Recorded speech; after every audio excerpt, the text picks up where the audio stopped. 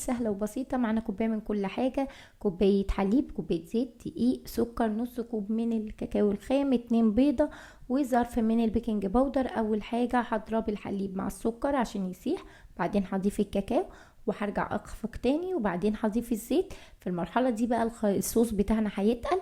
هاخد كوباية من الصوص الجميل ده وهنسيبها على جنب.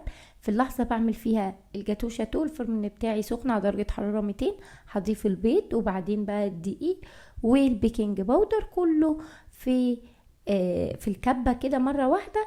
الصاج بتاعي مبطن بزيت ودقيق، وهنزل بالصوص بتاعنا او الخليط بتاعنا. ههبت شوية ويدخله الفرن على درجة حرارة 180 زي ما قلنا لمدة 10 دقايق بس.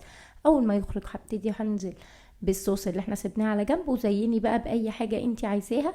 يفضل ان انت تسيبيه يبرد قبل ما تقطعيه. انا ما صبرتش عشان كنت عايزة اصور، وبألف هنا وشفا.